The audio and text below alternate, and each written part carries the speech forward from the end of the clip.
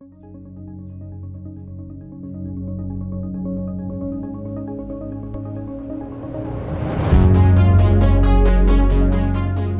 ce vote signifie que le projet, nous allons chercher les financements, puisque c'est un projet à plusieurs millions d'euros et que, en bonne gestionnaire, je ne peux pas lancer ce projet si je n'ai pas l'assurance d'avoir à mes côtés les cofinanceurs. Mais c'est bien parti. Si tout se passe bien ici, nous avons donc les financements, on peut espérer que le projet puisse être utilisé au début de l'année 2024 parce que le processus est assez long, il va falloir chercher l'architecte, on va commencer ce travail, ensuite il faut le sélectionner, une fois qu'on l'a sélectionné, il nous propose un avant-projet détaillé que nous voulons travailler en concertation avec l'ensemble des élus, les associations et la population, et puis ensuite il faut consulter les entreprises, faire les travaux, donc ça nous amènerait à début 2024.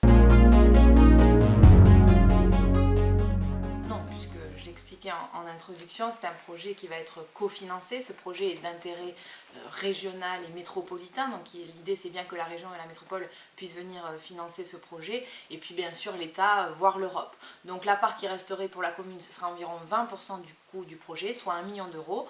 Ce million d'euros, il a été budgété dans la programmation pluriannuelle d'investissement que nous avons votée l'an dernier, et je le rappelle, il sera financé sans hausse d'impôt, mais grâce à l'emprunt. Il faut savoir que les terres à Cousterac n'ont pas le bon zonage en matière d'urbanisme et ne sont pas accessibles, elles sont actuellement enclavées. Et surtout, faire un projet en entrée de ville, ça aurait voulu dire artificialiser les sols. Et aujourd'hui, c'est pas vraiment dans l'air du temps. L'objectif, c'est de faire muter le tissu urbain existant, qui est vieillissant, et lui redonner une seconde vie. Un projet sportif ici, c'est être à proximité de tous les trottoirs, l'accès à vélo, la gare, et puis évidemment tous les commerces. Les établissements aussi sont très proches, et il y a une centralité qui est très intéressante. Alors bien sûr, il faudra être vigilant pour l'accueil de grandes compétitions, qu'elles soient sportives ou de manifestations, puisque il y aura un peu plus de monde à ce moment-là, et c'est pour ça que le projet prévoit de revoir les accès de la Castanette et de revoir aussi tous les abords et notamment le stationnement.